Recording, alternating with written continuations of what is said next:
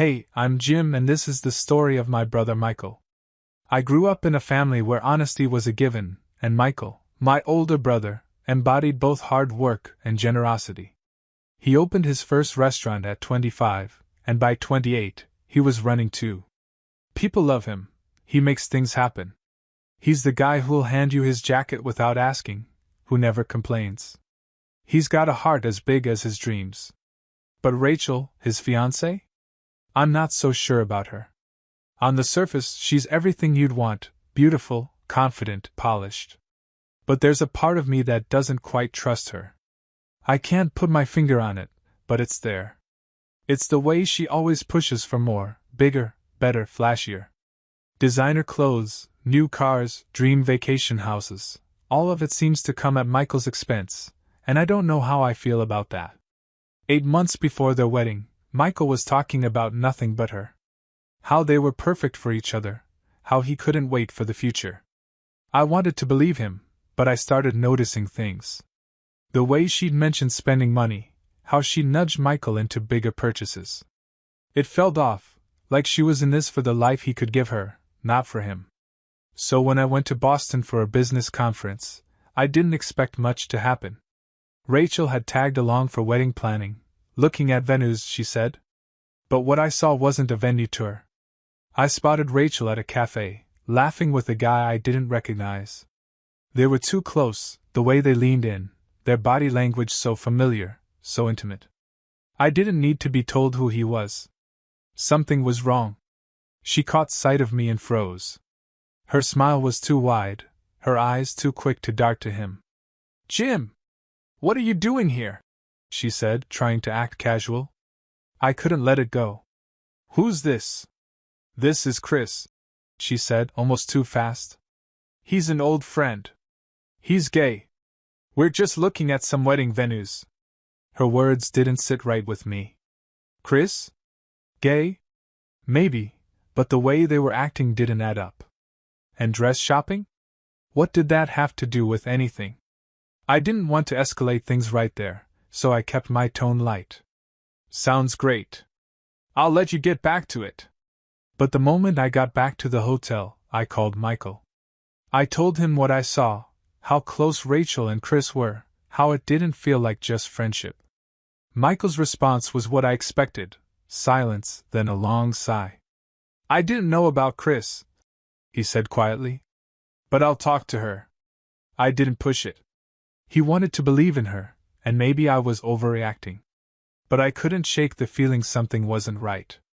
I kept thinking about her behavior. There was something more going on. A few days later, Michael called me. "I talked to her," he said. "She swears it was nothing. Just friends." I didn't believe it, but what could I do? Michael was set on her, and I wasn't going to be the one to crush his happiness. But I was getting more suspicious by the day. There was something about Rachel, about how she always seemed to be pushing for more. And Michael, being the good guy he is, kept giving it to her, not questioning anything. Then, 2 months before the wedding, came the dinner rehearsal. Rachel made a surprising announcement. Chris, the guy I'd seen in Boston, was going to be the bridesman. A bridesman. I nearly choked on my drink. That wasn't all. She had brought 2 other guys to the dinner, who I had never met before, and Michael looked visibly uncomfortable. His jaw clenched. He didn't say a word about it, but I could tell he was confused, trying to make sense of this new bridesman situation. It didn't stop there. Rachel was acting like I was the one in the wrong, trying to discredit me in front of the family, making sly remarks every chance she got. And then the financial red flags started popping up. Rachel had pushed for an expensive new SUV, Michael's money, of course, and was eyeing a vacation property. I could see where this was going. It wasn't just about her and Michael anymore. It was about the life she wanted to build at his expense. I wasn't the only one who noticed. Family members were starting to ask questions, to look at Rachel sideways. But Michael? He was still all in. I didn't know how much longer I could stay silent. 2 weeks passed since I saw Rachel with Chris in Boston. Despite Michael brushing it off, something inside me still didn't sit right. The image of them sitting close, laughing too easily, it stuck with me. I couldn't shake it, not when I knew Michael trusted Rachel completely. I flew back to Chicago, but the unease stayed. I saw Michael, but I could tell he was distracted. It wasn't the same. We'd always had a rhythm between us, but now, there was something off. He was distant, avoiding the topic of Rachel, and I didn't know if I should push it. Then came the phone call. I was in the middle of a meeting when I saw Michael's name on my phone. I stepped outside to answer. "Jim," he said, his voice shaky. "I need you here. Now." I didn't ask questions. I booked a flight. When I landed in Boston, Michael met me at the airport. His face was pale, eyes wide like he hadn't slept in days. He didn't say much, just shook his head. We walked toward a nearby cafe, but he didn't speak until we sat down. "I've been going over it," he said, voice low. "The texts. The lies. It's all wrong. I don't know who Rachel is anymore." I felt a lump in my throat. "What do you mean?" He pulled out his phone and handed it to me. There it was, Rachel's message to Chris: "I can't wait to see you tonight. You're everything I need right now." No mention of wedding plans, no reference to a venue. Nothing. "Wait," I said, reading the message again. "She told me you two were looking at venues." Michael exhaled sharply. "Yeah, she told me that too. But this isn't about wedding plans." I didn't know what to say. My stomach twisted as I handed the phone back. Michael was losing trust in her, and I could see it in his eyes. He wasn't blind, but he didn't want to see the truth either. Not yet. We sat in silence for a moment, the cafe's soft hum surrounding us. Then Michael spoke, his voice raw. "I don't know if I can trust her anymore, Jim. I don't know if I can do this." I didn't have an answer. I didn't know what to say. I'd been there for him through everything, when our parents split, when his business took off, but this felt different. This wasn't something I could fix with a pep talk. This was something Michael had to figure out for himself. We left the cafe, and as we walked toward the car, Michael got another call. It was Rachel. Her voice sounded too sweet, too forced, as she made plans for the evening. "We're meeting Chris tonight," she said, "to finalize some wedding stuff. We've got a few venues to check out." Michael hung up, not bothering to say anything. He didn't need to. "Do you think I'm being foolish?" he asked as we got in the car. I didn't answer right away. What was the right answer? I couldn't tell him what he wanted to hear. I couldn't tell him to trust her. Not now. Not when I knew what I knew. "I don't know," I said, my voice quiet. "But I know something's not right." Michael didn't reply. He just drove, the streetlights flashing past. I could feel the weight of the silence between us, the heaviness of the truth we weren't ready to face. We pulled into a restaurant we'd gone to with our parents years ago. Michael parked the car and stared at the building for a moment before looking at me. His eyes were tired, like the weight of the situation was crushing him. "I'm scared, Jim," he admitted. "Scared that I'm wrong. Scared of losing her. But I can't ignore this anymore." I didn't know what to say. The situation was spiraling, and I couldn't stop it. I only knew one thing. Michael was no longer blind to Rachel's games, but he wasn't ready to call them out either. And until he was, we'd both be stuck in this waiting game. 2 months passed since that call. Rachel and Chris were never far from my mind. Michael had made it clear that he was still struggling, torn between confronting Rachel and the desire to preserve the image of his perfect relationship. But things were starting to change. The tension had grown, creeping into every conversation we had. The wedding was only a couple of weeks away, and the rehearsal dinner loomed like an unavoidable storm.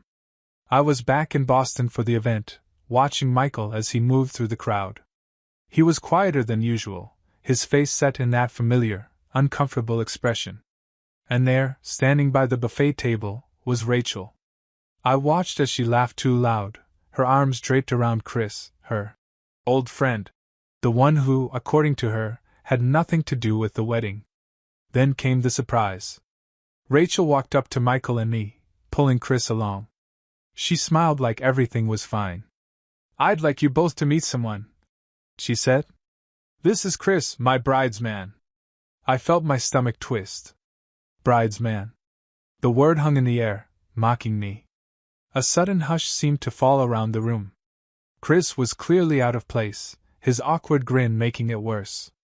Michael didn't react immediately, but his hand twitched at his side. I could tell he was confused, like the rug had been pulled out from under him. The tension was palpable as Rachel introduced him to others at the table, but I could see Michael's discomfort. His face was pale, his jaw set tight. "I thought we were having a quiet rehearsal dinner," I muttered under my breath, trying to keep my voice casual. Michael didn't respond. He was too distracted, his gaze shifting between Rachel and Chris. He didn't look at me. He didn't look at anyone. He was somewhere else, lost in thought. Over the course of the evening, I could see Rachel's behavior becoming more erratic. She kept deflecting questions about the wedding plans, always steering conversations back to Chris. Her eyes constantly darted over to him as if there was something more than just friendship between them. It made me uncomfortable, but I kept my distance. This was Michael's mess to figure out. Later, after dinner, we all moved to the bar. Michael excused himself, slipping away to the back of the room, his footsteps barely audible over the chatter. Rachel followed, but I didn't see her return for a long time. When she finally reappeared, her face was flushed, her lipstick smeared, and she kept glancing nervously around the room. It was clear that whatever had happened wasn't over, but Michael still hadn't caught on. The next few days were tense. Michael and I barely spoke. He was locked in his own world, too caught up in the whirlwind of wedding preparations and the looming question of how to confront Rachel. I knew it wasn't going to end well.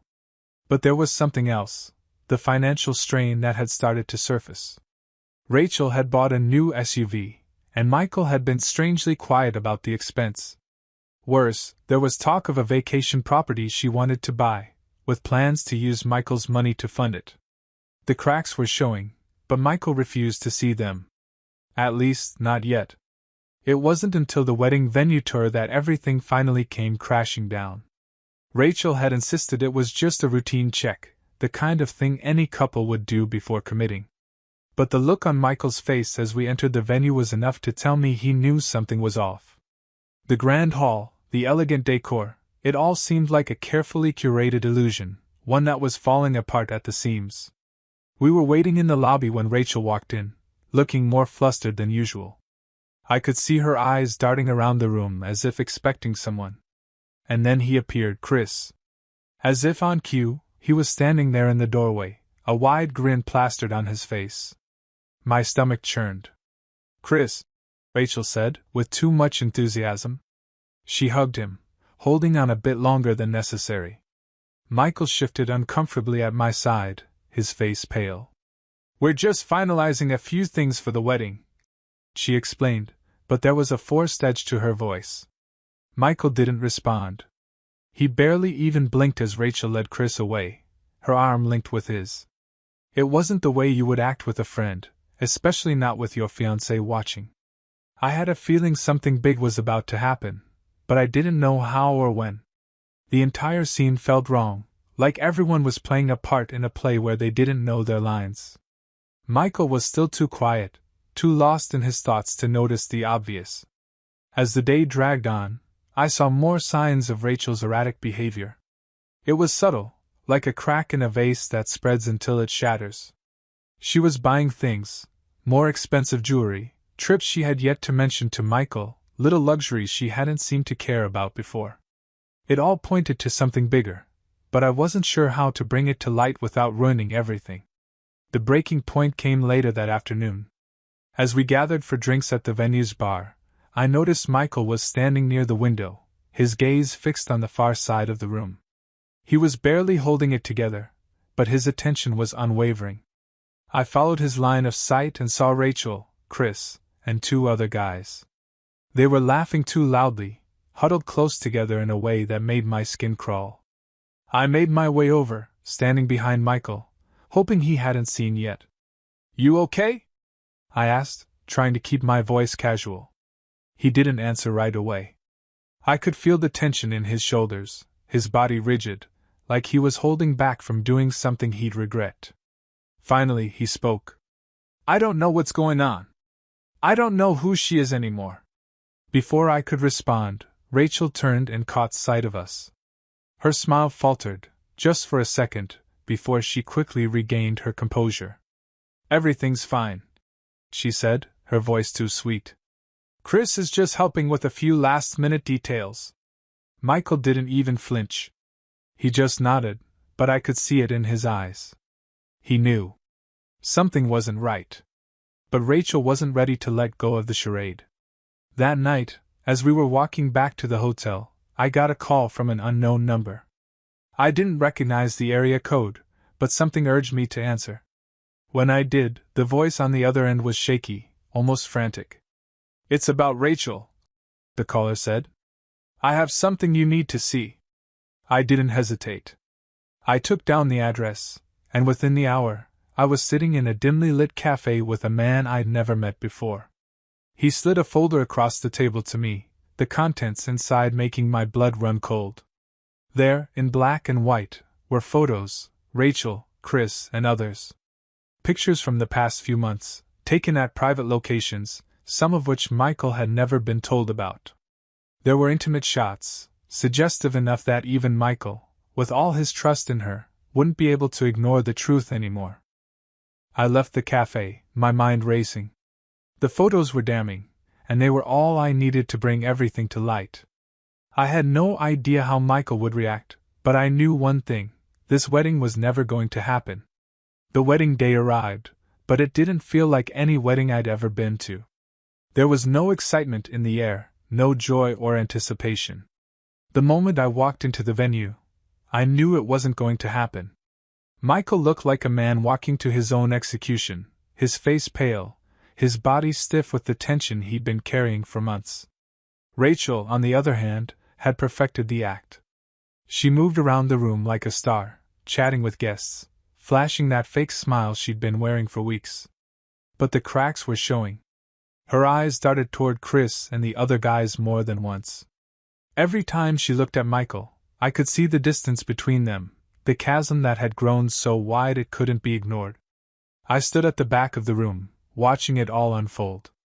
My phone buzzed in my pocket, and I glanced down. It was the man from the cafe, the one who had given me the photos. He had a message: "It's time." I didn't hesitate. I slipped out of the reception hall and into the back room where Michael was standing, staring out the window. "Michael," I said, my voice low. "We need to talk." He didn't turn around. "I know," he whispered. "I've been trying to ignore it, but I can't anymore." I pulled out the folder I'd been carrying for the past few hours. I handed it to him without a word. He took it slowly, his hands trembling as he opened it. His eyes scanned the photos: Rachel with Chris, at dinner, at parties, laughing, touching, too close for comfort. It was everything I had feared, everything he needed to see to finally understand the truth. He went quiet, his face turning from shock to disbelief to anger. The silence between us was suffocating. "Why didn't you tell me?" he asked, his voice strained. "I tried," I said quietly. "I really did. But you wouldn't listen. You kept defending her. I thought I was being paranoid," Michael muttered, clutching the photos in his hands like they were a lifeline. "I didn't want to believe it." "You were right to be worried," I said, my tone soft but firm. "I saw it with my own eyes. She's been playing you." The weight of the words hit him hard, and for a moment, he just stood there, not saying anything, his mind working through the shock. "I can't marry her," he finally said, his voice barely audible. "I can't go through with it." I nodded, relieved, but the tension was far from over. Michael wasn't the only one who needed to confront Rachel. The guests were still waiting, the ceremony set to begin in less than an hour. But I knew what needed to be done. We walked back to the reception, Michael's expression one of quiet resolve. As we entered the room, Rachel spotted us immediately.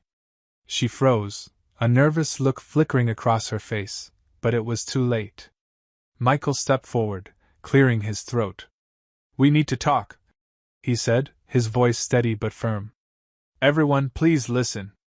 Rachel's face turned white as she realized the game was up.